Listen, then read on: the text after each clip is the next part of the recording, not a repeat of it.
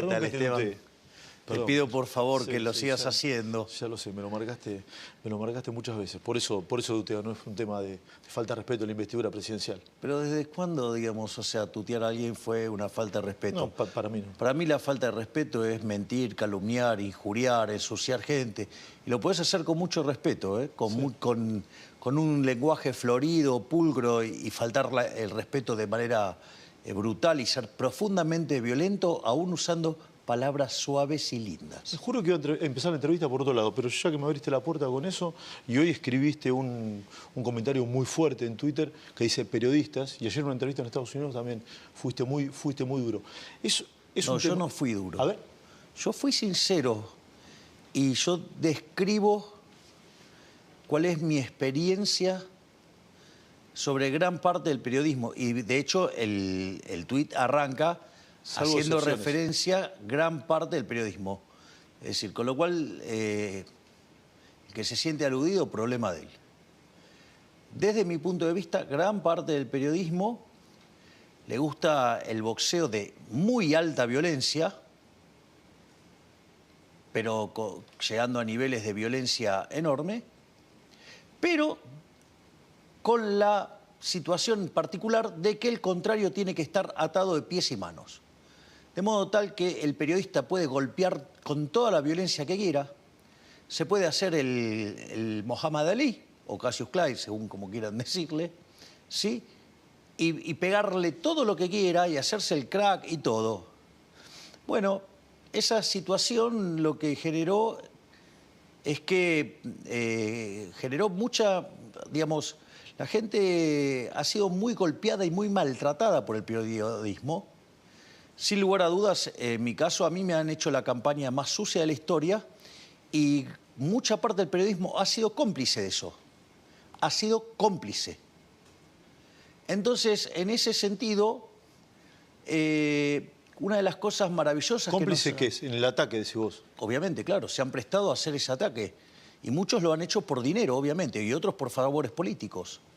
Entonces, en ese sentido, ¿qué es lo que pasa? Lo maravilloso de la tecnología y de las redes sociales es que, o la propia plataforma Twitter, ahora X con Elon Musk, es que justamente lo que han permitido es darle voz a los que no tenían voz. Entonces ahora los periodistas se encuentran con que, primero que no son púgiles tan hábiles como creían, ¿y qué pasa? Y el rival está fortalecido por haber sido golpeado de manera tan violenta y desigual. O sea, entonces, digamos, o sea, generó gente más resistente y entonces no, digamos, las redes sociales rompieron esas ataduras y ahora, digamos, o sea, si el periodista quiere pegar y hacerse el guapo y todas esas cosas que hacen, bueno, lo que tiene que saber es que se la van a devolver. Se la van a devolver. Entonces, si vos querés agarrar, mentir, calumniar, injuriar, digo, o en algunos casos que han extorsionado gente, bueno, entonces ahora lo que tenés que saber es que te vas a bancar el vuelto. Es decir, va a haber alguien que te va a contestar. Entonces, y acá es... Hay periodistas que extorsionaron gente. Sí, claro que hay periodistas que extorsionaron gente.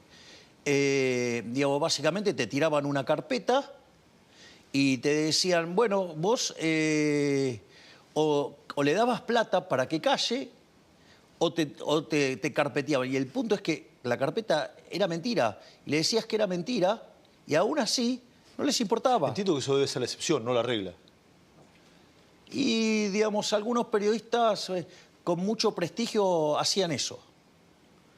De hecho, digamos, un director de noticias de un medio, yo mismo lo escuché decir que, digamos, tener un medio de comunicación era como poner una pistola en la mesa.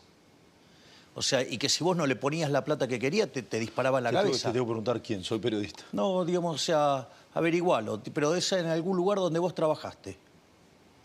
En alguna vez. Entonces, en ese contexto, y eso lo dijo en un festejo de su cumpleaños que yo vivía cerca de la casa. En ese contexto, ¿qué es lo que pasa? Hoy, digamos, lo que Porque acá hay otra cosa. Es decir, los periodistas tenían el monopolio de la opinión. Entonces, ¿qué es lo que pasa? Te mentían, te calumniaban, te injuriaban, te ensuciaban, decían cualquier cosa y te la tenías que bancar porque tenían el monopolio del micrófono. Ahora tienen que competir, ahora esto es llano.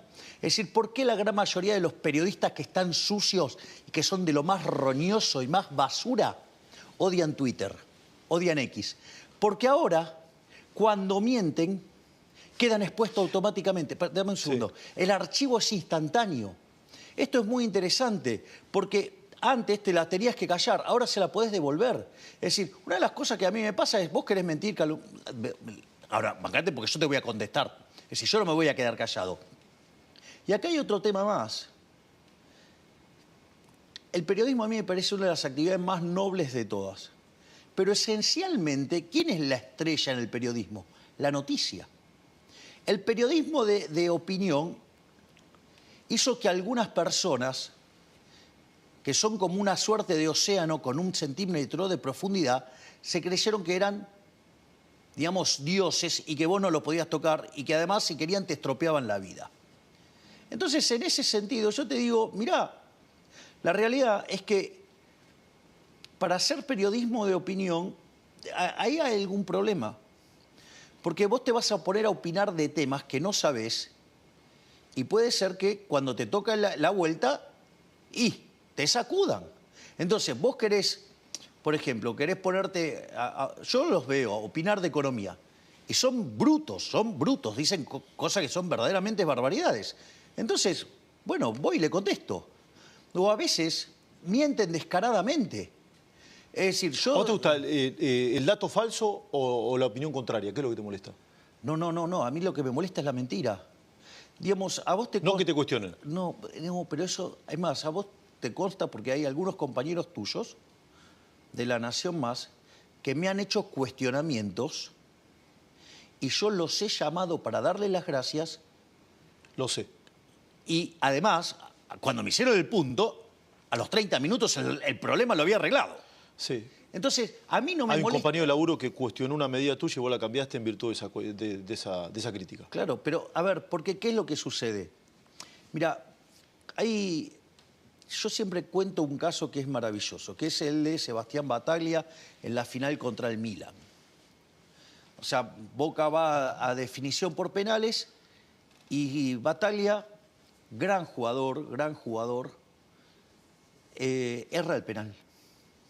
Es una situación profundamente dolorosa porque además, viste que tenés que caminar un montón de metros y volvés también, vas y venís solo. Es una situación bastante complicada la de el que tiene que ejecutar el penal. Entonces, pero Boca termina ganando. Y él quería ir a festejar con sus compañeros y va un periodista y ¿qué le pregunta el periodista? ¿Qué se siente haber sido el único que erró el penal?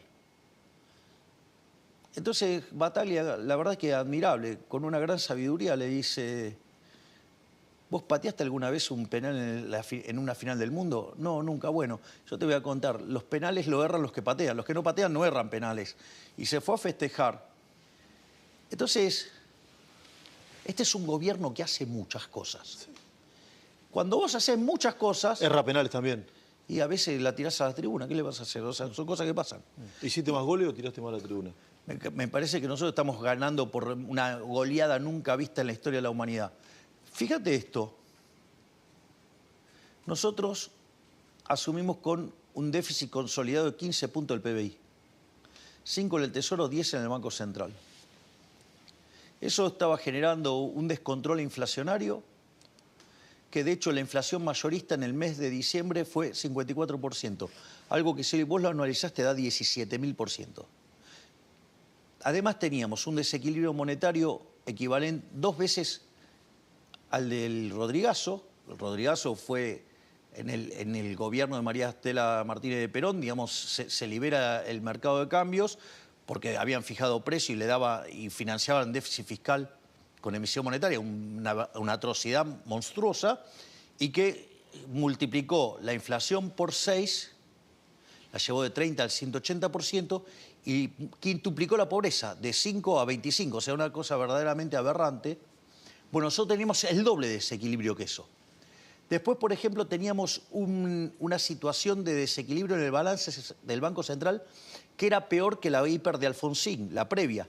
Con lo cual, digamos, eso fue un experimento que dejó 5.000% de inflación y que Alfonsín terminó huyendo de su gobierno 6 meses antes. Y además teníamos indicadores sociales de base peores que los del 2001. O sea, 3 crisis en una. Claro. Tres mega crisis en una. Claro. En un solo Con lo momento cual, histórico. mucho peor. De hecho, si hubiera estallado la hiper, nosotros hubiéramos ido a niveles de pobreza entre el 90 y el 95%. Ahora, mirá qué interesante, porque nosotros teníamos que enfrentar entonces el problema del déficit fiscal, 5 puntos del PBI, el cuasi fiscal por 10 puntos del PBI, que es el déficit en el Banco Central. El gobierno anterior, todo lo que eran los pasivos remunerados, que eran el equivalente de 4 bases monetarias, de estar en un plazo de cerca de 120 días promedio, lo llevaron a un día. Esto quiere decir que podríamos haber quintuplicado la cantidad de dinero en un día. ¿Vos te imaginás el desastre de quintuplicar la cantidad de dinero en un día? No solo eso, teníamos deuda en pesos venciendo, ¿sí?, por el equivalente de 90.000 millones de dólares. Digamos que a ese momento vendrían a ser como 9 bases monetarias más. Podría haber explotado la Argentina, digamos. No tengas ninguna duda. Estaba armado para que explotara y para que en diciembre empezaran los saqueos y en enero ya volviera el peronismo al poder. ¿Cómo eso? La primera vez que lo contás eso. ¿Cómo es eso? Claro, era una bomba armada para que... Ellos creían que nosotros no éramos liberales libertarios. Es decir, creían que éramos liberales libertarados. Está lleno de liberales libertarados que dicen, este gobierno no es liberal, es un gobierno liberticida, no levantó el cepo, no hizo esto. No. O sea, que se la pasa criticando. Bueno, si hubiéramos aplicado las medidas que decían esos imbéciles, teníamos la hiper, ¿sí?, con 90 y pico % de pobreza, y en ese contexto, digamos, se iniciaban los saqueos, el peronismo, digamos, una técnica muy normal en ellos, y, digamos, nos hubieran sacado en enero, ya no estábamos más, y todo lo que hubiera pasado le hubieran echado la culpa a la idea de la libertad y seguramente hubieran generado por lo menos 20 años más de este sistema colectivista. Pero déjame, porque todavía falta más. A ver. Teníamos 50.000 millones de dólares de deuda de la CIRA, con lo cual, si no arreglábamos la cuestión comercial, la economía se paraba porque no podía importar insumos. Teníamos 10.000 millones de dólares o un poco más de deuda con los pagos de dividendos. Teníamos, además, reservas internacionales netas negativas por 12.000 millones de dólares. Entonces, ese era el cuadro de situación que nosotros teníamos. Entonces, dijimos, bueno, para cortar la inflación hay que cortar la emisión monetaria. Eso tenía dos fases iniciales. La primera era ir a déficit cero. Nosotros hacemos el postulado de que íbamos a ir a déficit cero durante el 2024. Nos dijeron que estábamos locos, era lo más suave que nos dijeron, que era imposible ajustar más que un punto del PBI por año, pero que eso ya era casi delirante. ¿Y qué vas a poner un plan Bonex también? Sí, ahora eso voy cuando voy a la parte monetaria. Y en ese contexto, que era imposible. Nosotros, de hecho, nos encontramos con el programa del Fondo Monetario Internacional caído, porque digamos, el gobierno anterior lo había violado sistemáticamente. Teníamos vencimientos de deuda en dólares por 25.000 millones de dólares, gran parte con organismos multilaterales, y había que poner en caja el programa. Eso, en términos generales, te tarda, digamos, 3 meses. ¿Sabes cuánto tiempo lo resolvimos nosotros? ¿Cuánto? Un fin de semana. Imagínate la fuerza que tenía el programa. El Fondo Monetario Internacional, la verdad que dijo, bueno, estas son las metas de ustedes, con que le cumpliéramos las metas que había dado el gobierno anterior, lo cual implicaba un sobreajuste, digamos, les alcanzaba. El fondo no creía que podíamos hacer lo que hicimos. Y lo increíble es que nosotros alcanzamos el equilibrio fiscal en enero. Y a partir de ahí, digamos, la cuenta del resultado financiero de Argentina quedó neutra. Esto tuvo varios impactos. Hay uno que es el más fácil y es que si vos no tenés déficit financiero, la deuda no crece. Si la deuda no crece, la relación deuda-producto cae. Por lo tanto, vos te convertís en solvente, o sea, sos un pagador. tener los bonos en 20, 25 dólares con un riesgo país de 3.000, hoy están cerca de 70 con un riesgo país de 740. Gran logro. Además, teníamos el problema del Banco Central, ¿sí? Que decían que íbamos a hacer un plan Bonex. Nosotros no hicimos un plan Bonex. Y a diferencia de... O no decían nada cómo iban a arreglar el problema de los pasivos remunerados, o antes las LELIQs, o antes las LEBACs. Nosotros lo que hicimos es que conforme íbamos mejorando las cuentas públicas e íbamos validando las cuentas públicas positivas, superavitarias, eso nos permitió, digamos, pasar deuda del Banco Central, que siempre debería haber sido deuda del Tesoro, al Tesoro. O sea, con lo cual, además, en términos digamos, de deuda, no es que cambiaba el hecho de que si vos la sacás del Banco Central, deja de ser emisión monetaria futura y por ende la expectativa de inflación cae.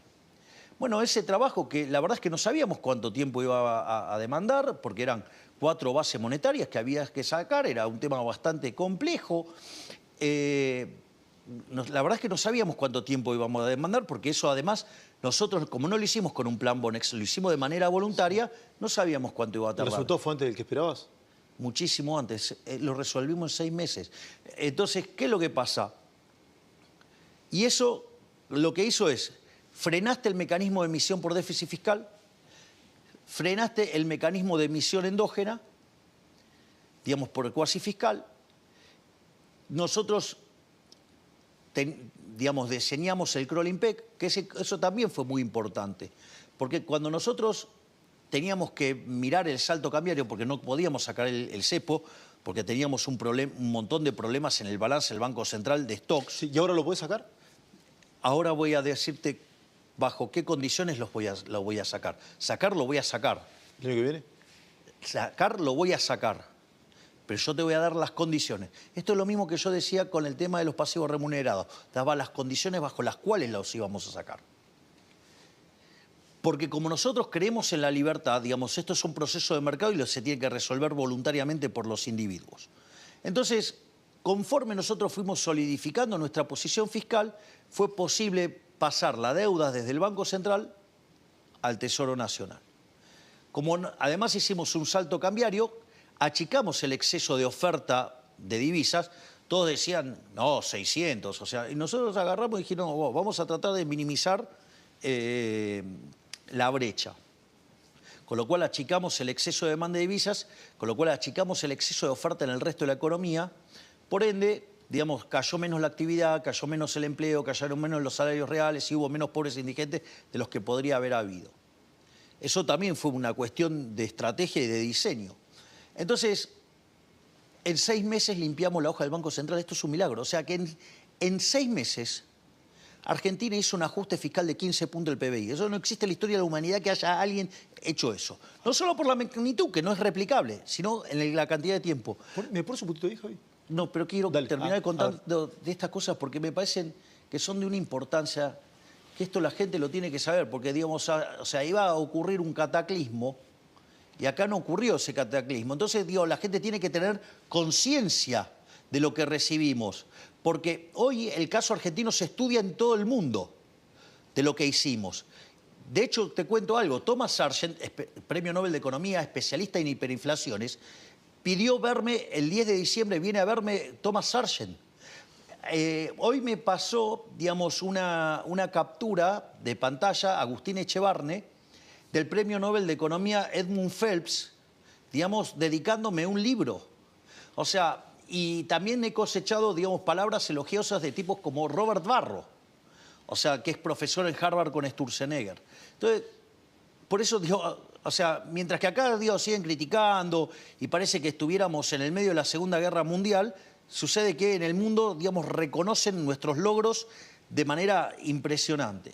Entonces, otra cosa que también es importante, decían, bueno, pero cuando bajen la inflación lo van a hacer a un costo monstruoso en términos de actividad. Te paso un dato. Ayer salió el dato de inflación mayorista. 1,3, ¿no? 1,2. 1,2. ¿Sabes cuánto es eso anualizado? 15. ¿Cuánto? 15. Es decir, que la inflación la bajamos más de 1000 veces.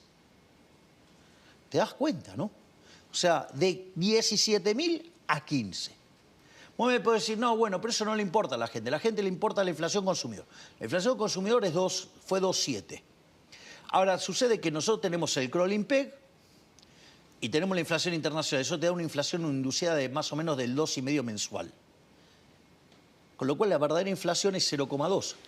0,2 anualizado es 2,5% anual.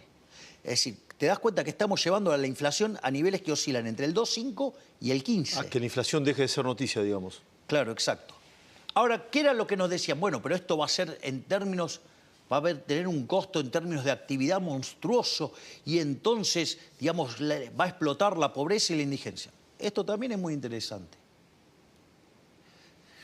Cuando vos tomás, es decir, está claro que digamos, es incuestionable la caída de la inflación, incuestionable. No hay ningún tipo de duda, pero para mí es un tema central de la ciudadanía. Vos dijiste, no le importa a nadie, para mí sí, ¿eh? Bueno, está bien, Sí. digamos, o sea, pero Lo dijiste con ironía, yo lo sé. no importa, lo dije como lo dije y listo. Ahora vamos al tema de actividad. Vos tenés un indicador que se llama EMAE, que es el estimador mensual de la actividad económica. Es una proxy del PBI de frecuencia mensual.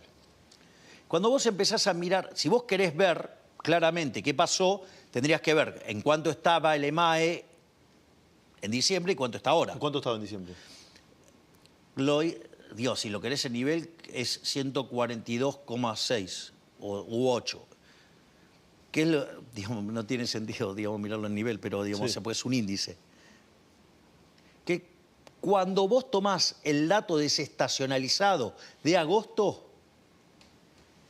es el mismo. En septiembre ya lo pasás. Es decir, quiere decir que la actividad económica, cuando termine el año, no termina abajo, termina arriba. Eso quiere decir que la recesión se terminó. La recesión terminó en abril-mayo. Entonces ahora el punto es el siguiente, es decir, la economía cayó y rebotó y hoy está por encima del nivel que tenía en diciembre. O sea, eso muestra que vos hiciste el ajuste fiscal más grande de la historia y no tuviste, digamos, impacto en actividad punta a punta. En realidad, punta a punta mejoró. Obviamente que cuando tomes la frecuencia en la cual se mide el PBI, que son trimestres, y como vos venías cayendo, los primeros te van a quedar comparando contra niveles muy altos, pero es como que me echaras la culpa a mí, digo, de la debacle que traía el gobierno anterior. O la pobreza del primer semestre que dio más alta. Bien, eso es lo que quiero contar también. Entonces vas a terminar con un PBI punta a punta habiendo tenido una tasa positiva. Pero muy bien vos me señalás el tema de la pobreza, eso es genial. Vos, digamos, o sea, ¿cuál es la pobreza que dejó el kirchnerismo? ¿41 o el 57 que digamos, al que saltó en diciembre en las estimaciones que hace Martín González Rosada? Digo que es un excelente economista de la Universidad de Itela y que se dedica a este tipo de cosas. ¿Qué es lo que pasa? Vos tenías un dato promedio. Ese dato promedio tiene datos muy bajos de julio y datos muy altos de diciembre.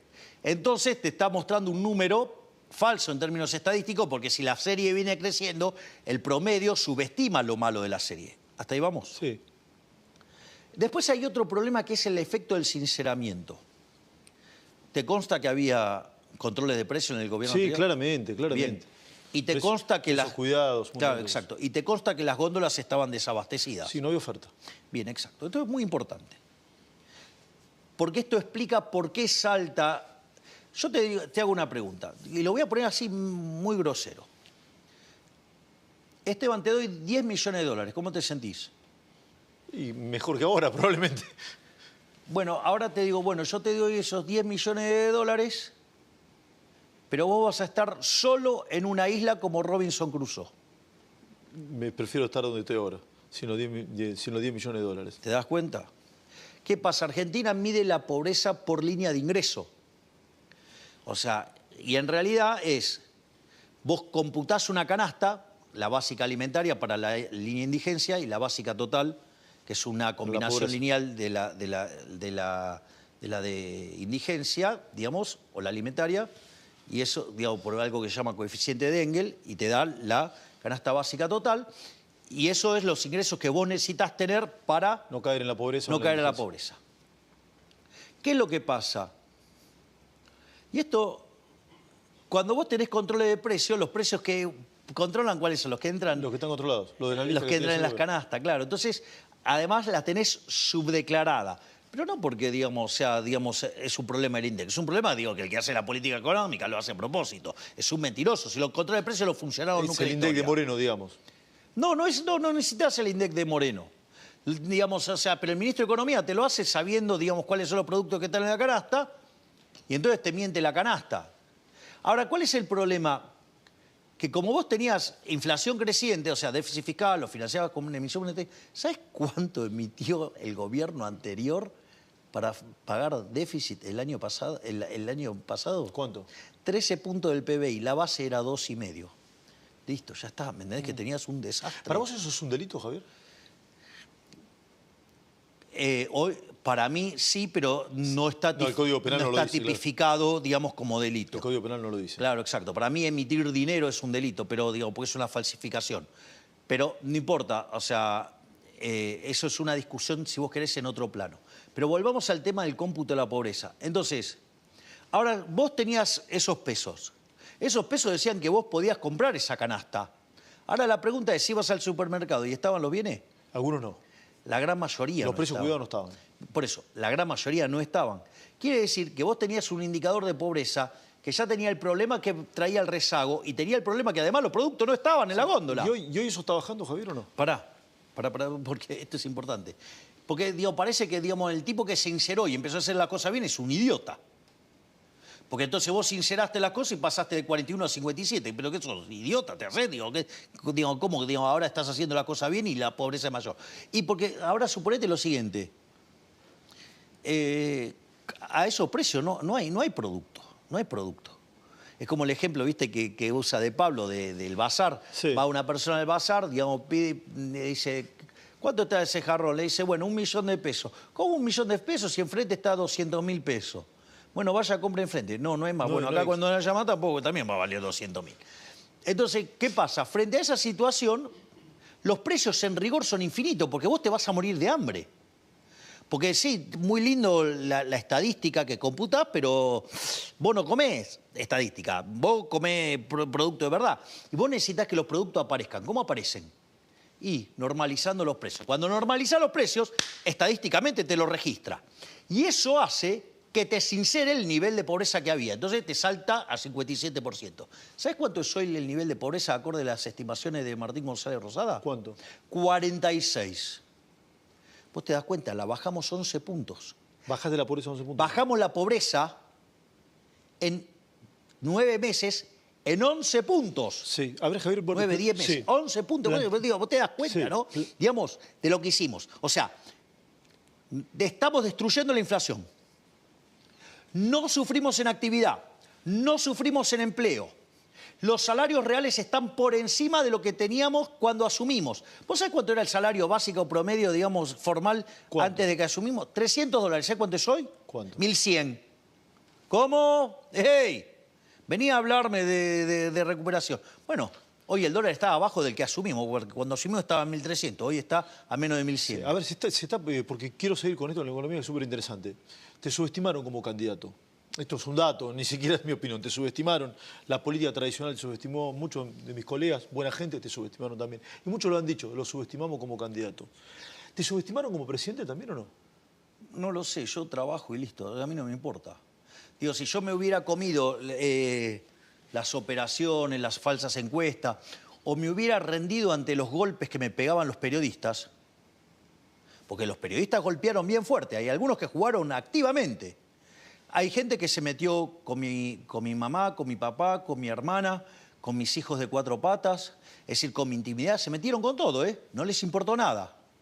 Digo, es más, hasta no hace mucho, digamos, o sea, digamos, y tengo de testigo un economista, un consultor muy importante, drones. Los drones para espiarme adentro de mi casa. ¿Vos te parece normal todo eso? ¿Nos mandó medio de comunicación eso, Javier? Sí. Ahora la pregunta es, esto es muy interesante, porque el otro día estaba mirando digamos, vi el recorte de un programa y entonces un periodista dice que ellos no, digamos, o sea, ellos no habían hecho esto. ¿Y qué hicieron las redes, que tienen el archivo instantáneo? Le pusieron justamente cómo estaban mintiendo, que sí, efectivamente hicieron eso. Es más, porque aparte no necesariamente lo tenés que hacer de modo directo. Digo, o sea, aparecía alguien diciendo cualquier peste y barbaridad de mí y te dabas cuenta que era mentira. ¿Pero qué hacías? Lo invitabas y lo primero que decías, ¿vos qué opinas de Milei? Un clásico, dale. Entonces no me vengas a decir que no jugabas. Sí, jugabas activamente y te la pasabas invitando tipos que eran capaces de decir cualquier mentira sobre mi persona con tal de ensuciarme. Sí, vos fuiste presidente pese a los medios, no por los medios. ¿Viste? Muchas veces... Es pese a los medios. O sea, si hubiera sido por los medios, o sea, me debería haber hasta bajado del balotaje. Ni siquiera debería haber participado.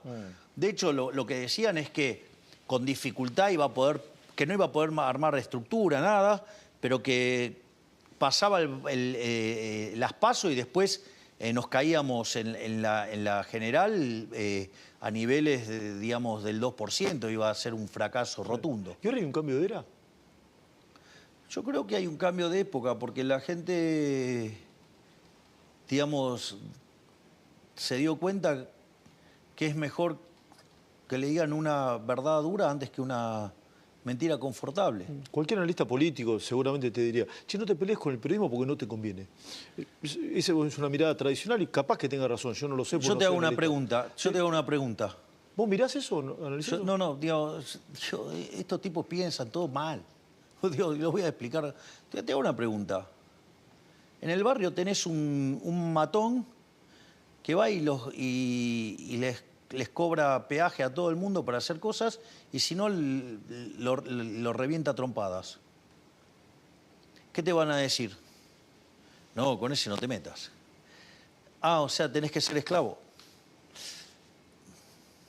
No es mi caso. Vos te querés meter con todos. Me estoy metiendo con todos. Digo, y con los que me metí es con el periodismo, porque de hecho les corté la pauta. Y cuantos más los escuchás gritar, es porque más sucios están. Bueno, primera parte de la nota. Sí, a continuación comienza a contar cómo es la toma de decisiones dentro del gobierno. Alguno dice, ¿mira o no las encuestas, Milei? Debe mirar. Sí, ¿decide en función de las encuestas, sí o no? Yo creo que no, No lo va a responder él. Sí, lo responde él en un instante nada más y cuando aborda el tema de la toma de decisiones, habla de la vicepresidenta de la Nación, Victoria Villarroel. Se van a sorprender lo que dice. Este es uno de los títulos, que ya Sin quizá duda. el título, ¿no? Sin duda, sin duda. ¿Seguimos, Luis? Por favor. Vamos. Muchas veces se planteó, Milei gobierna con las encuestas. Yo alguna vez dije, me parece que hace todo lo contrario de lo que dicen las encuestas. Si hubiese hecho caso a la encuesta no sería presidente. ¿Cómo es tu relación, la toma de decisiones con las encuestas? A ver, yo lo voy a poner en estos términos. A mí me votaron con un mandato muy claro. A mí me pedían que baje la inflación y que termine con la inseguridad. Sí, coincido. Y si hay algo que caracterizó mi campaña, es la honestidad diciendo lo que iba a hacer. Con lo cual, lo que implicó que me pegaran todos por lo que yo iba a hacer y nadie decía, ¿te acordás del chanta del siniestro diciendo plan integral, plan integral, plan integral? Pero nunca te contestaba qué iba a hacer. Plan integral. Sí, obvio, sí, el siniestro. Uno de los políticos más roñosos de la Argentina, digamos, a la par de Massa, Lustó, tanto eso, están todos en el mismo nivel. ¿Y Cristina? Cristina también, digamos, o sea, Cristina es deplorable. Sí. ¿Te pusiste contenta con la condena o no? No me corresponde, digamos, a mí expresar sentimientos sobre el tema, menos siendo el Poder Ejecutivo. Digo, lo que sí me gusta es que el Poder Judicial avance sobre cosas que en otros casos no han avanzado nunca. La han tirado a la tribuna siempre.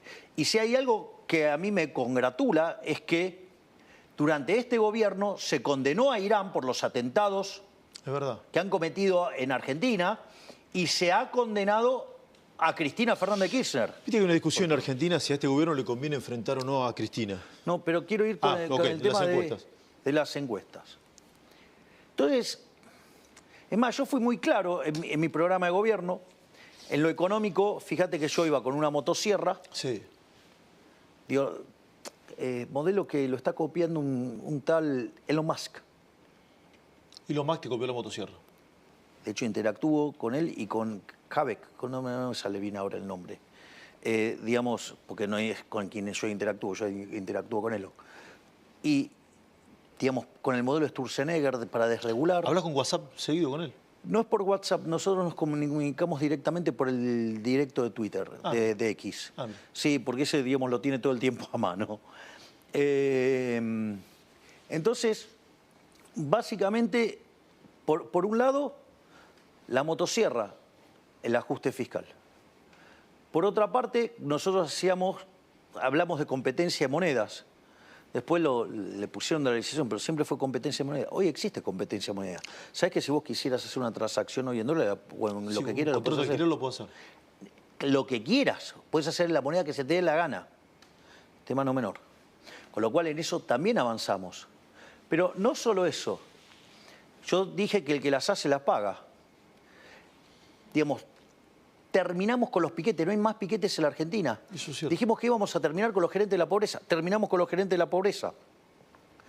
Y decían que eso era imposible, ¿no? Y nosotros lo hicimos. Mirá cómo funcionó el plan Bandera en Rosario, digamos, con la gestión de Bullrich. Lo hizo bajar los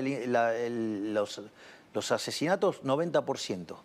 Vamos, digamos, o sea, mirá cómo están mejorando los indicadores de seguridad. De hecho, es tan importante el programa de seguridad que la gente del Fondo Monetario Internacional le pidió a Bullrich que le explique cómo esto se entrelazaba con el diseño de la política económica. Tema no menor, estamos haciendo escuela a nivel internacional. Y lo otro que fui muy claro, ¿qué fue? Con mi política internacional. Dije que voy a estar alineado con Israel y con Estados Unidos. ¿Con quién estoy alineado? Con Israel y Estados Unidos. Y cuando mi otrora canciller cometió un error, ¿cuánto duró en el cargo? 30 minutos. Tengo entendido, la echaste por WhatsApp, no sé si esto es cierto. Le pregunté lo que pasó cuando, digamos, efectivamente fue como pasó, digamos... no dudaste en echarla, digamos. 30 minutos tardé en buscar toda la información. Cuando tuve toda la información... ¿Con otro funcionario que erre de esa característica harías lo mismo? Todos saben que no tienen permitido 1 milímetro de error. De hecho, fue Petri al programa de Luis Majul y le dijo, acá no hay lugar para error. Digo, ¿te equivocás? Te echa. Y sí, claro. Digo, a ver, eché a un amigo de 18 años. Nicolás Pose. Ah, ok, listo. O sea, acá, o laburás y hacés la cosa bien, o pista. Digo, se acabó. Pero vamos de vuelta por el tema de las encuestas. Entonces, el punto es que hay un dicho maravilloso, a mí me encanta, que dice, el que no sabe lo que busca, no entiende lo que encuentra. Yo sí sé a dónde quiero ir. Y yo lo que hago es darle la línea a dónde quiero ir a mis ministros y después les doy libertad de acción para que logren los resultados en el marco de las ideas de la libertad. Lo importante en esto no es mirar las encuestas para hacer cosas, porque eso te da un resultado inconsistente. Cuando sumás las partes, digamos, no respetás las restricciones de presupuesto, terminás mal. Vos les concedes todo a todo y volaste por los aires. Entonces vos tenés que tener un norte, saber a dónde vas. Y eso es lo que yo hago y le digo a mis ministros. Yo quiero ir acá y cada ministro se tiene que acomodar a cumplir ese objetivo. Las encuestas sirven para saber dónde estás parado hoy. Ejemplo. O sea, más como diagnóstico y no como norte. No, jamás como norte. Es para saber dónde está la sociedad parada hoy. Por ejemplo, yo te hago una pregunta. Si vos me decías el tema universitario, ¿hubieras tomado mi posición? ¿En abril, decís vos? Nadie hubiera aceptado tomar mi posición. Nadie. Nadie tenía, digamos, las agallas, el coraje para hacerlo. Punto. La opinión pública estaba 90-10 en favor de la posición de las universidades. En abril. Primera marcha, 250.000 personas fueron. La segunda marcha fueron 60.000, toda aparateada por el peronismo, con lo cual fueron muy poquitos estudiantes. Ya después la marcha no sumaba ni 1.000 personas. Cuando arrancamos la discusión estaba 90-10 la posición de las universidades. Y nosotros siempre habíamos dicho que nuestra intención no era privatizar las universidades, no era arancelarlas, nada de esas mentiras. Lo único que nosotros queríamos hacer era auditarlas. Hoy, digamos, si lo planteás de manera burda, la pregunta es 60-40, tendríamos que actualizar los números, a favor de las universidades. Pero cuando ya metés el problema en las auditorías, estamos 50-40 nosotros arriba. Sí. Y cuando vos lo planteás en términos de auditoría solamente, ¿qué es el planteo nuestro? ¿Sabés cómo estamos? ¿Cómo? 85-15 arriba. No quiero que se vaya a la entrevista sin preguntarte varias cosas de la coyuntura y después de tantas reuniones internacionales. Esto es una sensación. No la he visto a Victoria Villarroel acompañándote en todos estos actos. ¿Ella forma parte de la diaria en la toma de decisiones del gobierno o no? No tiene por qué estarlo tampoco, ¿no? No, ella, digamos, no tiene ningún tipo de injerencia en la toma de decisiones. No tiene ningún tipo de injerencia en la toma de decisiones. No. O sea, no participa de la diaria del gobierno. No, tampoco participa en las reuniones de gabinete. Ah, Victoria Villarroel no participa en las reuniones de No, gabinete. decidió no participar. Ah, ella decidió no Sí, participar. hace mucho tiempo, digamos, que decide no participar en las reuniones de gabinete. ¿Y tiene un diálogo igual ustedes o no? Digo, lo que se Institucional. necesita institucionalmente para cumplir con nuestros roles. O sea, ella no participa de ninguna decisión del gobierno. No, porque además, o sea, ella en su visión, digamos, muchas de las cosas que nosotros hacemos está mucho más cerca del círculo rojo y de lo que ella llama la alta política, que nosotros llamamos la casta. ¿Qué hay que hacer con el edificio Evita, de Acción Social? ¿Lo vas a tirar abajo? Mira, eso, digamos, hay que ver, digamos, cuál es el... Digamos, no podés tirar un edificio porque sí. No, obvio. Entonces, ahora, si vos me preguntás, porque, digamos, nosotros, ¿qué es lo que hemos hecho? Que no hizo nadie. Hicimos sacar todas las representaciones políticas que había en los edificios. Sí. O sea, con lo cual, digamos, y eso habrá que ver la conveniencia de si ese edificio debe seguir o no, que es independientemente de cómo esté decorado. Sí. Que dicho sea de paso, el decorado no... ¿Te gusta el decorado? A mí me parece que las oficinas públicas tendrían que ser asépticas en estas cosas. Es decir, porque... ¿Se puede sacar el decorado y no tocar el edificio o no? No sé si funcionalmente es conveniente sacarlo o no el edificio. Eso hay que preguntarle a alguien que sepa de cuestiones urbanas y hay que ver las necesidades del ministerio o qué es lo que se puede hacer con eso. Pero lo que a mí no me gusta, es que se usen como símbolo partidario. Eso no está bien. Ayer entrevisté a Miguel Boyano y empecé a decir algunas cosas de economía y me sorprendió. Me dijo, hoy la obsesión de Milei es arrasar en las elecciones. ¿Querés arrasar en las elecciones? Yo escuché esa frase de Miguel. Para mí no es la interpretación que yo hago de la situación. O capaz que hice yo. No, yo lo escuché. Él dijo eso. Yo, digamos... Lo que pasa es que a veces hay que ver, digamos, dónde uno pone el foco.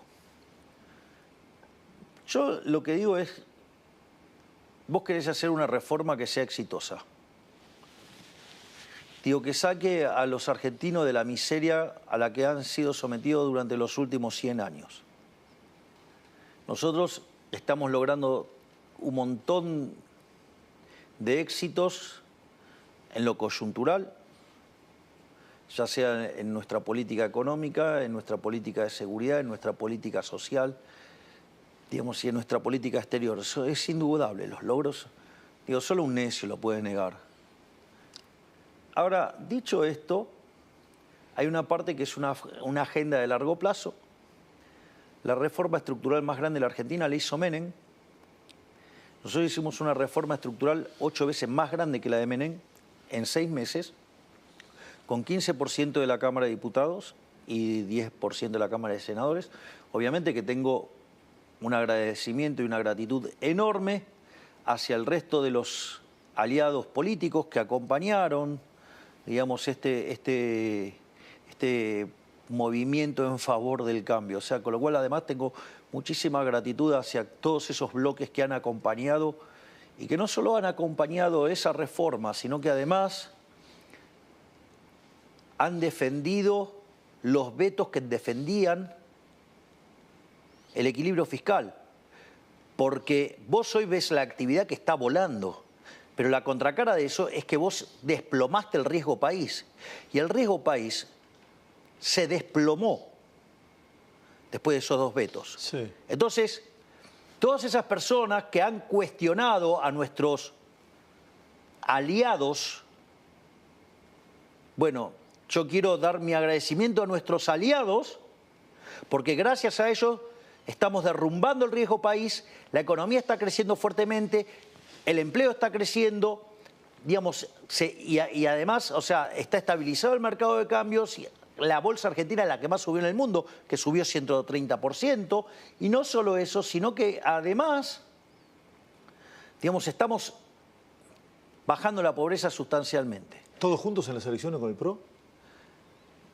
Nosotros tenemos un excelente diálogo y yo creo que debemos caminar a un rumbo en el cual nos encuentre juntos. Porque el enemigo está claro cuál es. ¿Quién es el enemigo? Los colectivistas que odian el cambio. Digamos, que aman este modelo que nos llevó a esta miseria. Ese es el enemigo. Después ponerle la cara que quiera, pero el enemigo es el mismo.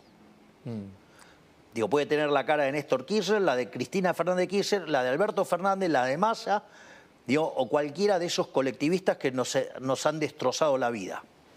Dicho esto, te diría, pero si vos querés lograr que esto sea permanente, tiene que tener tres patas. Hay una parte que es la pata económica, hay una pata que es la pata política y otra pata que es la cultural. ¿Qué hizo la izquierda, por ejemplo? Hizo una revolución cultural fabulosa, se cayó el muro, los aplastó, pero como las cucarachas resurgieron, se juntaron en el Foro de San Pablo y armaron una estrategia basada en Gramsci y fueron sumamente exitosos, ¿no? Porque en Argentina tuviste... La izquierda son cucarachas, decís vos. Pido perdón a las cucarachas. Sos bravo. ¿Que hay un bicho peor que las cucarachas? Sos bravo. Se van a enojar muchas personas de izquierda. Bueno, no me importa, digamos, o sea, hay 150 millones de seres humanos que perdieron la vida por culpa de ellos que fueron asesinados, además del fracaso económico, social y cultural que tuvieron. Entonces, fíjate esto, y fueron muy exitosos, porque tuviste 3 periodos Kirchner más el de Alberto, 4, en Uruguay tuviste a Mujica, a Tabaré Vázquez, en Chile tuviste a Lago, a Bachelet 2 veces, a Boric. ahora. En Paraguay tuviste a Lugo, en Bolivia Evo Morales, Brasil, a Lula. En Brasil a Lula y a Dilma Rousseff, en Perú a Castillo, en Colombia a Petro, en España, Pedro Sánchez, si querés. Sí, Pedro Sánchez y Zapatero, en México López Obrador y la persona que está ahora, que es directamente comunista, pero así declarada, por decirlo de alguna manera. Me estoy olvidando algún caso más de... O sea, fueron muy exitosos políticamente. Entonces, dieron la batalla cultural, fueron exitosos políticamente.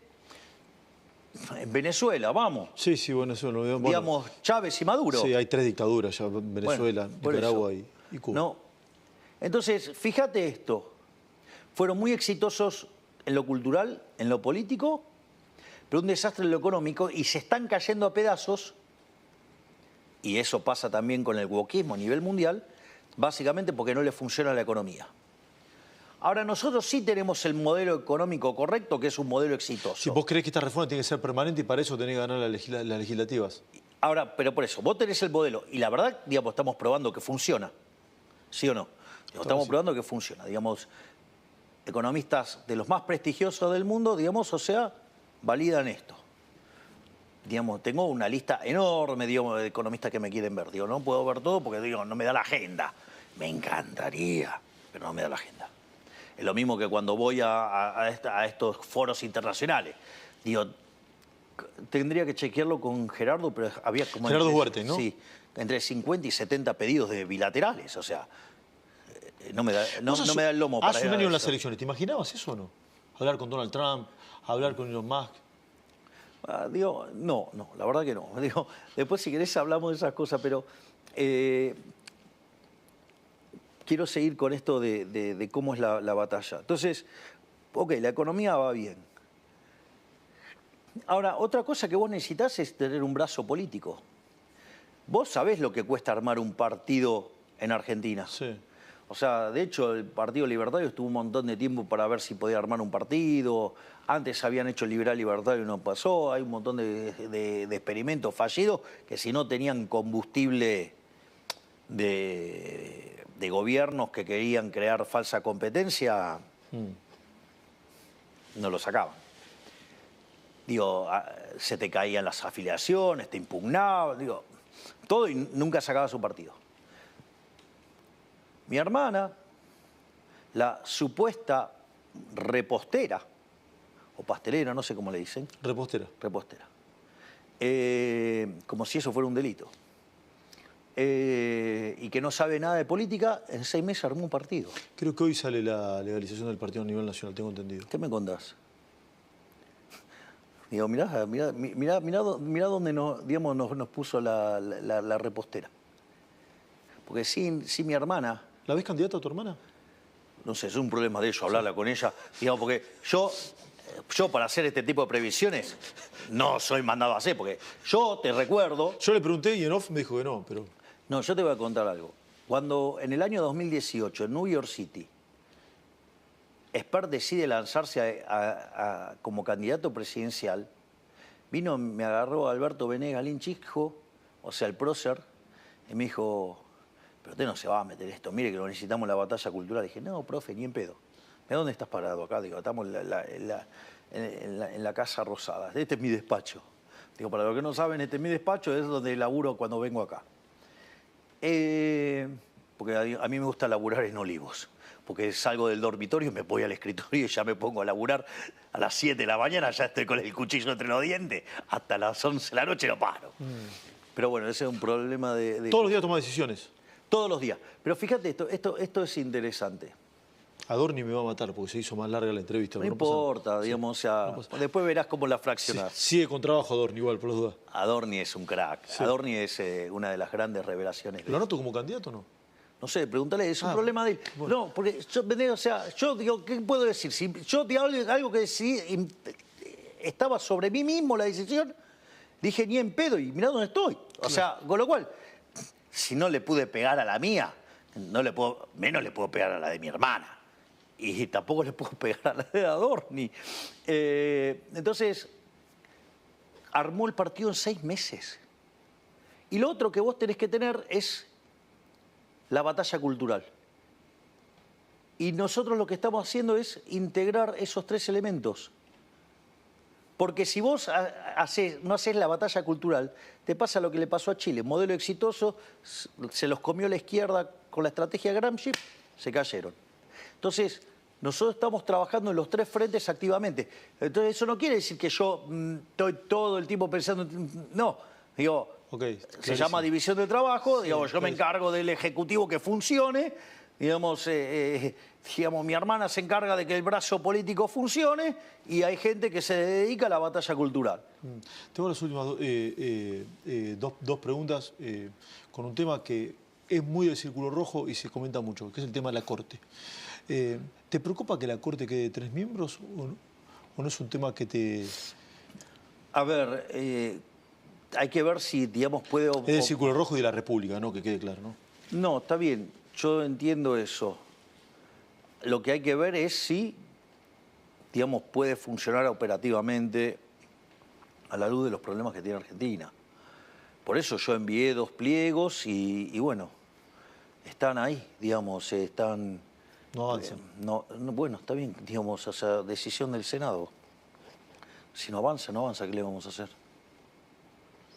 O sea, digo, yo voy a tratar de agotar la instancia institucional de que salga por donde tiene que salir, que es por el Senado. O sea, yo, digamos, o sea, En eso el ministro, digo, el jefe de gabinete, Guillermo Francos, labura a brazo partido, interactuando con el Congreso, con las provincias, así es que a mí me gustaría que salga como tiene que salir por el Senado. O sea, y no tener que encontrarme con situaciones donde hay, digamos, un desborde y que no puede funcionar y que queda atascado y que no lo podamos resolver. Me parece que, espero que, digamos, los senadores acepten los dictámenes y podamos pasarlos y aprobarlos.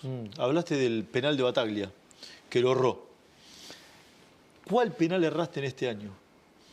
Dijiste que como pateaste mucho, erraste unos cuantos. Dices, che, lo erraste, ¿no? Porque por los goles ya los contaste. Sí, nosotros en un momento creíamos que nosotros, viste que el programa monetario tuvo 4 etapas. Una etapa que fue cerrar la emisión fiscal, otra etapa que fue cerrar la emisión por sector financiero, ya sea lo que tiene que ver con los pasivos remunerados y los puts, los famosos puts. Después de eso nosotros fuimos a lo que llamamos exceso de oferta cero.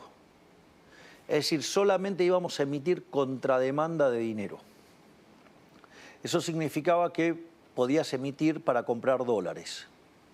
Y una de las cosas que nos dimos cuenta es que cuando vos tenés control de capitales, esa operación de venta de dólares, que es comprar pesos para después comprar un bien, y eso es demanda de dinero y por lo tanto no es inflacionario, como los exportadores están obligados a liquidar, esa emisión de dinero no necesariamente tiene una contraparte de demanda de dinero. Y eso hizo que durante 4 meses la tasa de inflación no perforara el 4%. Motivo por el cual, frente a los ataques especulativos, nosotros decidimos ir a emisión monetaria cero. La base monetaria amplia está fija.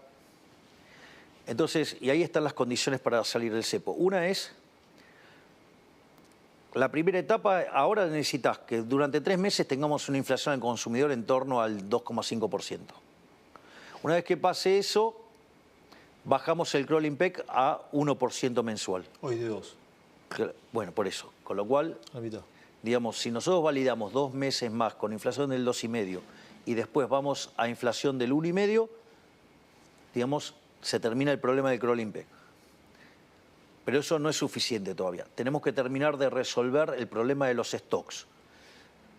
Si conseguimos ayuda internacional, lo podemos resolver más rápido. Si no conseguimos la ayuda internacional, vamos a seguir remándola nosotros. ¿Préstamo del Fondo Monetario? Por ejemplo. ¿Vas a pedir un préstamo? Estamos estudiando distintas alternativas, porque el tema es que con la caída del riesgo país que estamos teniendo, puede salir al mercado, las cosas se están volviendo mucho más simples. De vuelta, necesitamos también ver cómo instrumentamos esa operación, porque vos sabés cómo es la oposición, hay gente en la oposición que lo único que quiere hacer es daño. Si yo hubiera dolarizado con la metodología que tenía, que afortunadamente, gracias a Dios, me alertó Emilio Campo que si la hacía iba preso. Porque te imaginás colocando los bonos a 20, hoy están cerca de 75, me hubieran acusado de malvender los bienes del Estado. O sea, hoy hay un montón de gente, digamos, de la parte de la progresía que, digamos, que me quiere preso, o sea, o me quiere afuera del poder. Digamos, o sea, no sé por qué no se ocupan más de cumplir la promesa de que se hubieran exiliado, ¿no? Pero bueno, eso es otra discusión. Ah, pues alguno dijo que dejaba de ser gobernador también. Bueno, por eso. Pero nadie dejó eso y lo único que hacen es tratar de ver, digamos, han luchado sistemáticamente por dar un golpe de Estado. ¿Se frenó esa...? ¿Y a vos qué te parece? Con los logros económicos y ahora que, digamos, o sea, ¿sabías que en términos de encuesta estamos mejor que cuando arrancamos? Es fuerte eso.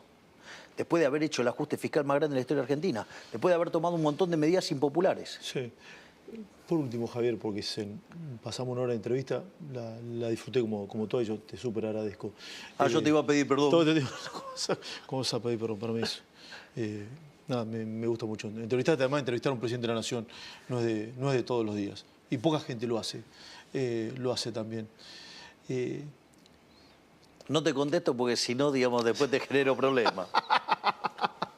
¿Qué querés que te diga? Gracias por eso igual. Gracias. Ya me entendiste, claro. Sí, gracias por eso. Pero después, una de las cosas increíbles es, no lo hice yo, lo hizo la gente. Ya lo sé. Mencioné una nota tuya y se pusieron a emocionarte. ¿Qué querés que te haga? ¿Qué querés que le haga? Digo, lo decidió la gente, no lo decidí yo. Sí. Que eso algunos no lo entienden. Javier, ¿qué mensaje le das a los argentinos? Mucha gente la está pasando mal, otra que confía fuertemente en el gobierno, pero hay un sector que todavía está ahí, ¿no? ¿Qué le decís? Que estamos haciendo el mejor gobierno de la historia. Mira, el mejor gobierno de la historia había sido el gobierno de Carlos Menem. El otro día, Emilio Campo puso la experiencia de los programas de estabilización exitosos de la Argentina. Hoy estamos palo a palo con el de convertibilidad y si limpiás la inflación inducida, estamos igual ya. Punto 1. Ahora, ¿cuál es la gran diferencia?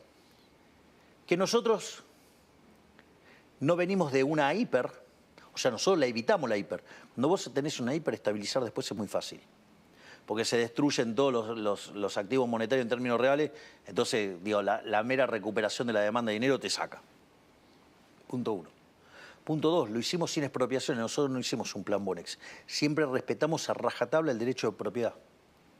No utilizamos controles de precios. Y lo más increíble de todo, lo hicimos sin fijar el tipo de cambio, con lo cual, digamos, eso es un elemento no menor, porque eso te permite anclar más fácil los precios. Y no solo eso, sino que además todo esto lo hicimos con recomposición tarifaria. Digo, esto es un caso, digamos, verdaderamente milagroso. ¿Por qué fue el mejor gobierno el de Menem? Por la convertibilidad más las reformas estructurales. Por lo tanto, nuestro programa de estabilización ya está dando pruebas que es mucho mejor que la convertibilidad. Claramente es sostenible porque, digamos, o sea, se construye sobre un ancla fiscal, que es el superávit financiero, se construye sobre un ancla monetaria, fijamos la cantidad de dinero, y no solo eso, sino que además tenemos un ancla monetaria, cambiaria. Además, en términos de reformas estructurales, ya hicimos una reforma estructural 8 veces más grande. Te voy a contar una anécdota divertida. Pero desde que ingresó Sturzenegger, todos los días saca entre 1 y 5 regulaciones. Estaba en la reunión con Modi de la India. Entonces, nada, yo le cuento, digamos, y le digo, sí, el ministro de Sturzenegger me trae muchas alegrías todos los días porque todos los días está desregulando algo. A mí me da una alegría enorme. Hemos exportado este modelo, digamos, o sea, lo cita, digamos, o sea, Elon Musk, el propio Trump, digo, están todos fascinados. Y la otra parte es la motosierra que es Caputo, ¿no? O sea, con lo cual, digamos, o sea, le digo, hoy quitó 4 regulaciones. Y le tengo que pedir perdón a Federico, porque habíamos quitado 44.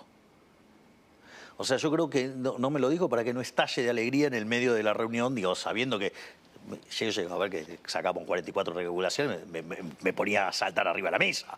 Digo, Federico me conoce, o sea, digo, llega a hacer eso y yo me levanto de la reunión, ¿me entendés? O sea, voy y le doy un abrazo, ¿me entendés? Entonces, digo, yo creo que porque semejante emoción de ver borrar 44 regulaciones en un día, es demasiado bueno. Y después hay una reflexión que me encantó de un colega que se llama Salvador Di Stefano, porque yo creo que sigo siendo economista. Dice, Milei tiene un compromiso con el ajuste, con el equilibrio fiscal, pero además le encanta recortar el gasto público, él disfruta la motosierra. Vos sabés que, dice, no le tocó a la casta. 15 puntos de ajuste. Hay 10 que se hicieron sobre el Banco Central. ¿Eso es a la gente o a la casta? Si estábamos discutiendo la hiperinflación en diciembre y hoy hay créditos hipotecarios a 30 años, ¿quién hizo el ajuste? ¿La gente o la casta? O sea, con lo cual esos 10 lo pagó la casta. 1. Es más, los bancos tuvieron que empezar a trabajar de bancos, no de rueda de auxilio dándole plata a la gente.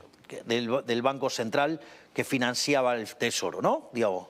Con lo cual, ya ahí tenés 2/3 que está claro que la gente se benefició con 10 puntos menos de emisión monetaria. Y después, los 5 puntos en el Tesoro, que en realidad fueron 6 y 1 fue para dar contención social desde el Ministerio de Capital Humano, que dicho sea de paso, mientras que el gobierno digamos, que amaba a los pobres, que lo único que hacía era multiplicarlos, le cubría el 50% de la canasta básica y ahora le cubrimos el 100, ¿no? Digo, entre otras cosas. Pero al margen de eso, mirá que esto, digamos, lo interesante es que nosotros vamos a seguir con nuestro programa de reformas estructurales. Y claramente el 95% del ajuste cayó sobre la casta, porque para la obra pública, las transferencias discrecionales, los empleados públicos, los contratos, los subsidios, ¿a quién es eso? Sí. A la casta. Entonces, ¿sabes qué? Vamos a una Argentina que entró en el sendero más virtuoso de su historia.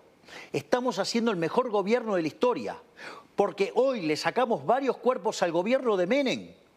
Entonces, lo que tengo para decirle a la gente es que apuesten por el país, porque esto no se vio nunca en la historia argentina y tampoco se vio en el mundo. Hoy todo el mundo nos manifiesta admiración. Entonces, ¿qué es lo que tengo para decirle? Mire, no sé cómo va a ser el futuro, pero lo único que les puedo afirmar es que va a ser muchísimo mejor, porque estamos haciendo grande la Argentina nuevamente. Este es un gobierno MAGA. Make Argentina Great Again. Gracias, Javier. Gracias, Esteban. Por haberme recibido por esta entrevista. Gracias, perdón por lo extenso. No, por favor. Un placer. Gracias. Gracias. Presidente de la Nación, Javier Milei. Bueno, sin duda, Esteban, lo más fuerte que dijo tiene que ver con Victoria Villarroel, ¿no? Bueno, la metió dentro de la casta.